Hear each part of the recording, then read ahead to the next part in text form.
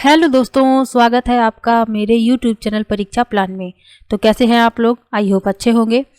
तो चलिए आज की वीडियो को शुरू करते हैं। क्लास 6 की बुक का 7वां लेसन है राज्य से साम्राज्य तक। इसके अलावा क्लास 6 की जियोग्राफी कंप्लीट हो चुकी है। अब शुरुआत करेंगे क्लास 7th की जियोग्राफी की। तो चलिए आज की वीडियो को शुरू करते हैं। आज जानेंगे राज्य से साम्राज्य तक के बारे में। लिखा है रोशन के रुपए।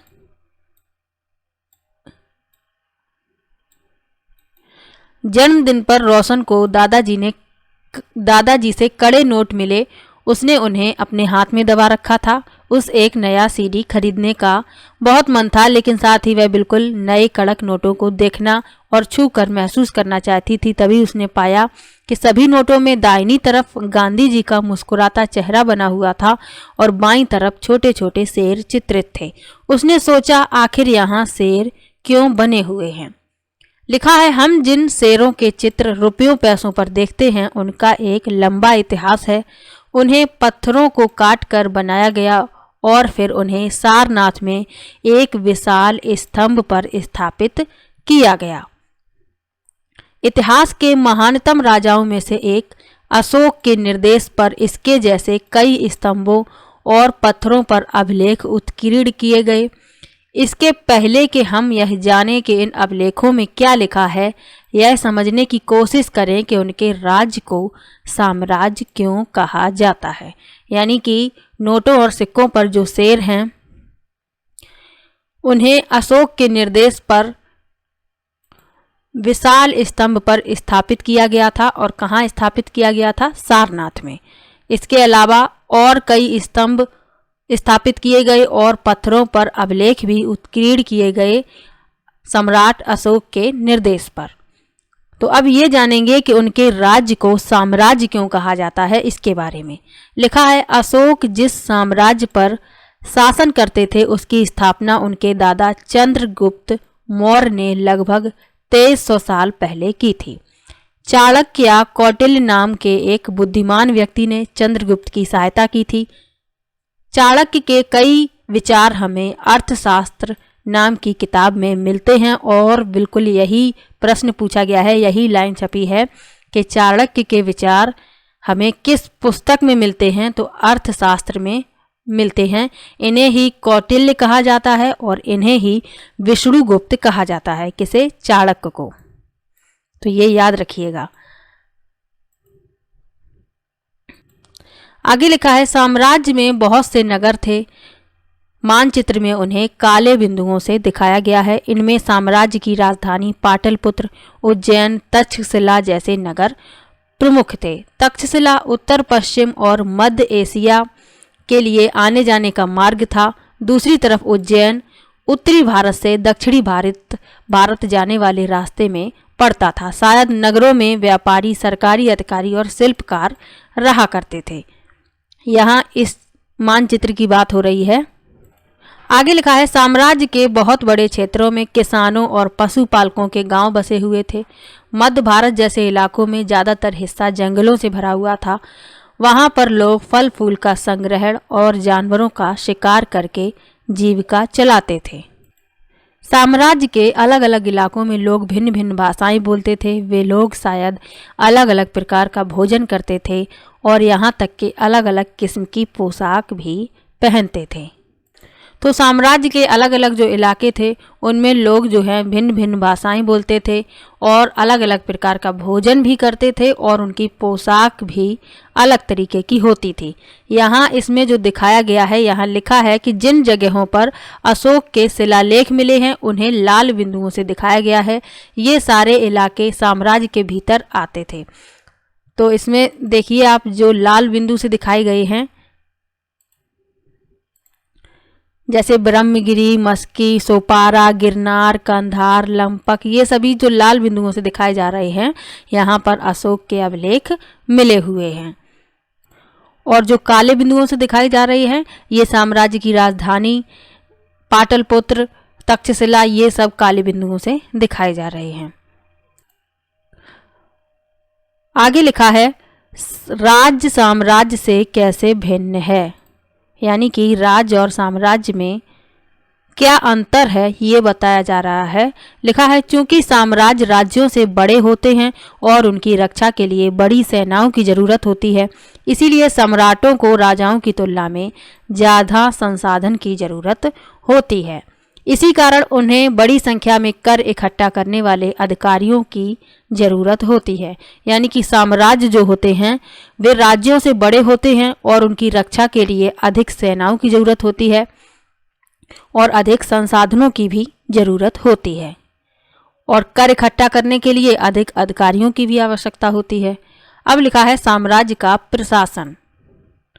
तो साम्राज्य का प्रशासन कैसे चलाया जाता था इसके बारे में लिखा है। चूंकि मौर्य साम्राज्य बहुत बड़ा था, इसलिए अलग अलग हिस्सों में अलग अलग ढंग से शासन किया जाता था। पाटलिपुत्र और इसके आसपास के इलाकों पर सम्राट का सीधा नियंत्रण था। इसका मतलब यह हुआ कि इस इलाके के गांवों और शहरों के किसानों, पशुपालकों, शिल्पकारों, व्यापारियों से कर इकट्ठा करने के लिए राजा अधिकारियों की नियुक्ति करता था। यानी कि पाटलिपुत्र के आसपास के जो इलाके थे इस पर सम्राट का सीधा नियंत्रण होता था और कर इकट्ठा करने के लिए अधिकारियों की नियुक्ति की जाती थी। आगे लिखा है जो राजा के आदेशों का उल्लंघन करते थे अधिकारी उनको सजा भी देते थे। इनमें से कई अधिकारियों को वेतन भी दिया जाता था। संदेशवाहक एक जगह से दूसरी जगह घूमते रहते और राजा के जासूस अधिकारियों के कार्यकलाप पर नजर रखते थे। यानी कि अधिकारी अपना कार्य सही तरीके से कर रहे हैं या नहीं, उसके लिए संदेशवाहक होते।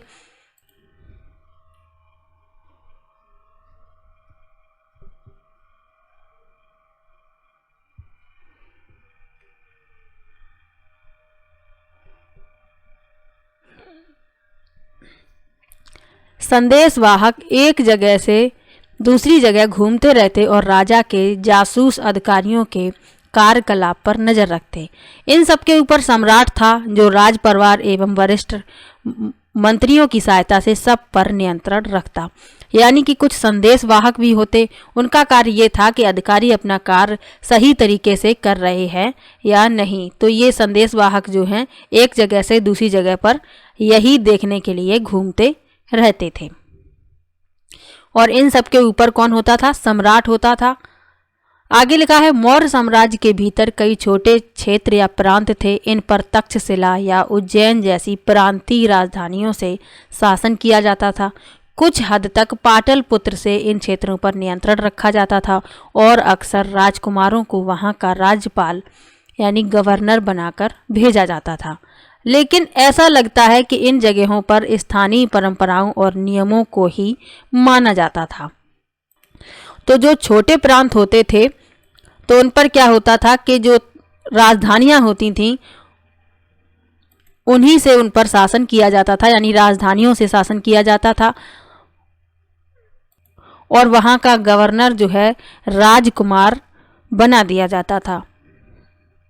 आगे लिखा है प्रादेशिक केंद्रों के बीच विस्तृत क्षेत्र थे। इसके इलाकों में मौर्य शासक सिर्फ मार्गों और नदियों पर नियंत्रण रखने की कोशिश करते थे जो कि आवागमन के लिए महत्वपूर्ण थे।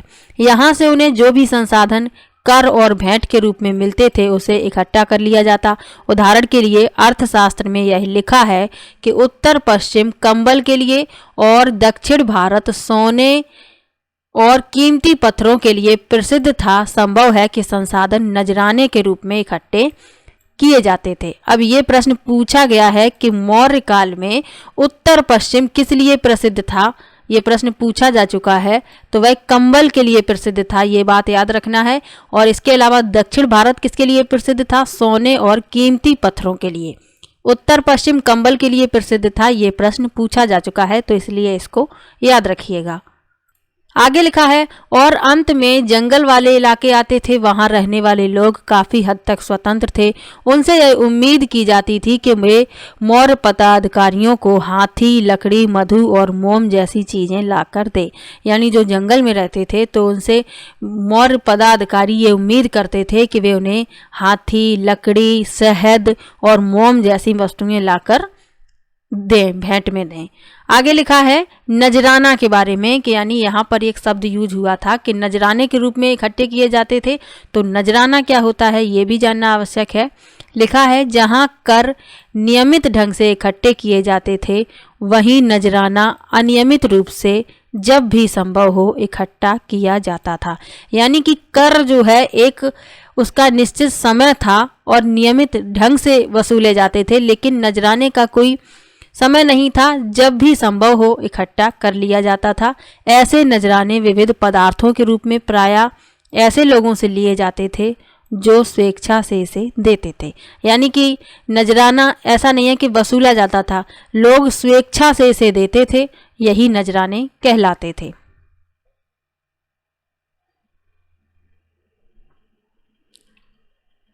तो यहाँ एक तथ्य लिखा हुआ है, लिखा है राजधानी में सम्राट।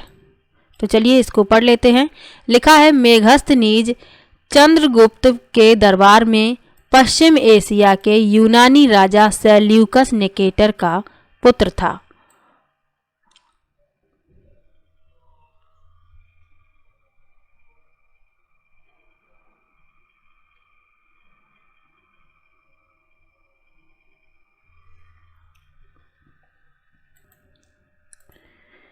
लिखा है राजधानी में सम्राट। तो यहाँ एक प्रश्न आपको मिलेगा, तो चलिए पढ़ते हैं। लिखा है मेघस्तनीज चंद्रगुप्त के दरबार में पश्चिम एशिया के यूनानी राजा सेल्यूकस निकेटर का राजदूत था।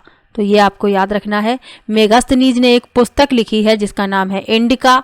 तो ये भी आप लोगों को याद रखना है। ये प्रश्न पूछा जा चुका है कि इंडिका नामक पुस्तक किसने लिखी है, तो मेघस्तनीज ने लिखी है। आगे लिखा है यहाँ हम उसके विवरण का एक अंश दे रहे हैं। तो यहाँ मेघस्तनीज ने जो विवरण दिया है उसका अंश दिया गया है। लिखा है सम्राट का जनता के सामने आने के अवसरों पर शोभा यात्रा के रूप में जश्न मनाया जाता है। उन्हें एक सोने की पालकी में ले जाया जाता है। उनके अंगरक्षक सोने और चांदी से अलंकृत हाथियों पर सवार रहते हैं। कुछ अंगरक्षक पेड़ों को लेकर चलते हैं। इन पेड़ों पर प्रशिक्षित तोतों का एक झुंड रहता है जो सम्राट के सिर के चारों तरफ चक्कर लगाता रहता है। राजा सामान्यतः हथियारबंद महिलाओं से घिरे होते हैं। वे हमेशा इस बात से डरे रहते हैं कि कोई उनकी हत्या करने की कोशिश ना करे। उनके खाना खाने से पहले खास नौकर उस खाने को चखते हैं। वे लगातार 2 रात एक ही कमरे में नहीं सोते थे। तो ये मेघस्तनीज ने विवरण दिया है मौर्य काल का। आगे लिखा है और पाटलिपुत्र के बारे में। तो पाटलिपुत्र के बारे में क्या लिखा है मेघस्तनीज ने? लिखा है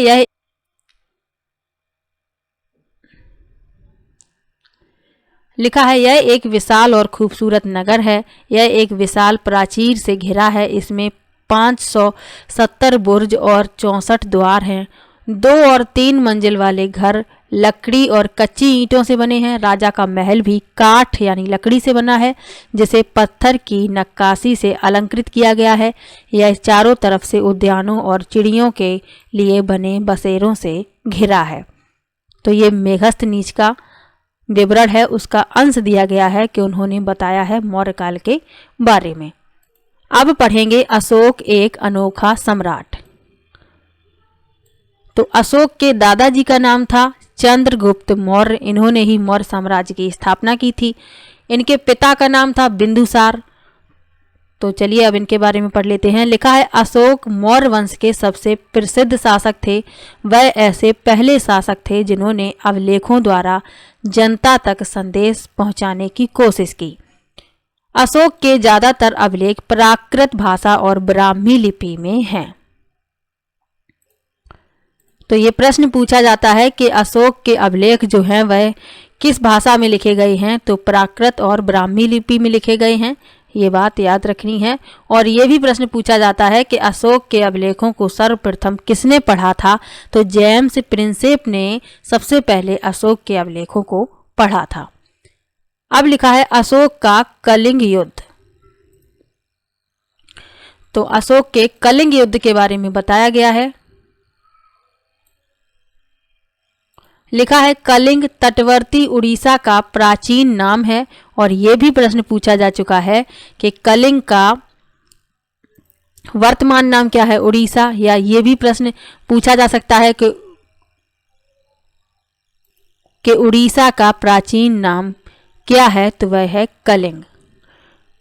आगे लिखा है अशोक ने कलिंग को जीतने के लिए एक युद्ध लड़ा, लेकिन युद्ध जनित हिंसा और खून खराबा देखकर उन्हें युद्ध से वितृष्णा हो गई। उन्होंने निर्णय लिया कि वे भविष्य में कभी युद्ध नहीं करेंगे। तो सम्राट अशोक ने क्या किया, उड़ीसा को वे जीतना चाहते थे तो उन्होंने युद्ध लड़ा, लेकिन युद्ध में हिंसा को देखकर उनका मन जो है द्रवित हो उठा और उन्होंने क्या निर्णय लिया कि वे भविष्य में कभी भी युद्ध नहीं करेंगे। अब यहाँ पर कलिंग युद्ध का वर्णन करता हुआ अशोक का अभिलेख उसके बारे में लिखा हुआ है, तो चलिए इसको पढ़ लेते हैं। लिखा है अपने एक अभिलेख में अशोक ने यह बात कही। क्या बात कही उन्होंने अपने एक अभिलेख में? लिखा है राजा बनने के 8 साल बाद मैंने कलिंग विजय की। लगभग 1.5 लाख लोग बंदी बना लिए गए, 1 लाख से भी ज्यादा लोग मारे गए। इससे मुझे अपार दुख हुआ। क्यों? जब किसी स्वतंत्र देश को जीता जाता है तो लाखों लोग मारे जाते हैं और बहुत सारे बंदी बनाए जाते हैं। इसमें ब्राह्मण और श्रमण भी मारे जाते हैं। जो लोग अपने सगे संबंधियों और मित्रों को बहुत प्यार करते हैं तथा दासों और मृतकों के प्रति दयावान होते हैं, वे भी युद्ध में या तो मारे जाते हैं या अपने प्रियजनों को खो देते हैं। इसलिए मुझे पश्चाताप हो रहा है। अब मैंने धम्म पालन करने एवं दूसरों को इसकी शिक्षा देने का निश्चय किया है। मैं मानता हूँ कि धम्म के माध्यम से लोगों का दिल जीतना बलपूर्वक विजय पाने से ज़्यादा अच्छा है। मैं यह अभिलेख भविष्य के लिए एक संदेश के रूप में उत्कीर्ण कर रहा हूँ कि मेरे बाद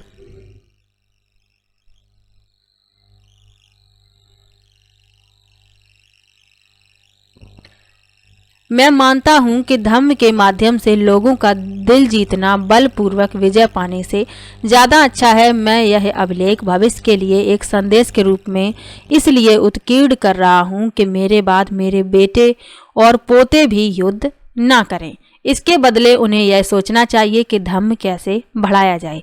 तो धम्म यानी संस्कृत शब्द है, धर्म का प्राकृत रूप है। धम्म संस्कृत शब्द धर्म का प्राकृत रूप है। तो इसको भी समझ लीजिएगा कि धम्म का उपयोग क्यों हुआ है यहाँ पर। तो अब लिखा है अशोक का धम्म क्या था।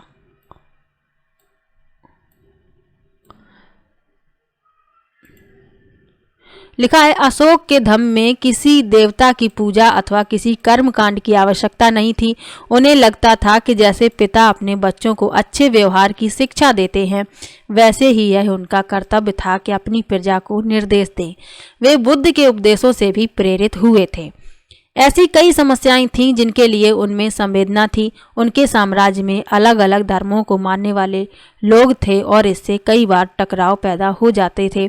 जानवरों की बलि चढ़ाई जाती थी, दासों और नौकरों के साथ क्रूर व्यवहार किया जाता था। इसके अलावा परिवार में व पड़ोसियों के बीच भी झगड़े होते रहते थे। अशोक ने यह महसूस किया कि इन समस्याओं का निदान उनका कर्तव्य है। इसीलिए उन्होंने धम्म महामात्र नाम के अधिकारियों की नियुक्ति की जो जगह जगह धम्म की शिक्षा देते थे। तो अशोक ने क्या किया कि धम्म की शिक्षा देने के लिए धम्म महामात्र के अधिकारियों की नियुक्ति की जो जगह जगह जाकर साम्राज्य में लोगों को धम्म की शिक्षा दिया करते थे। आगे लिखा है इसके अतिरिक्त अशोक ने अपने संदेश कई स्थानों पर शिलाओं और स्तंभों पर खुदवा दिए। अधिकारियों को यह निर्देश दिया गया कि वे राजा के संदेश को उन लोगों को पढ़कर सुनाएं जो खुद पढ़ नहीं सकते।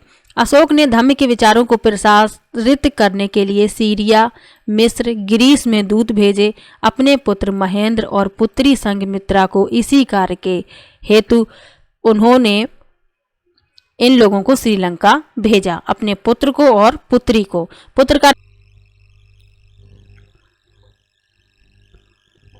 तो अशोक ने कई संदेश शिलाओं पर और स्तंभों पर खुदवा दिए और अधिकारियों को यह निर्देश दिया गया था कि जो लोग पढ़े लिखे नहीं हैं तो वे राजा के ये जो संदेश हैं उन लोगों को पढ़कर सुनाएंगे।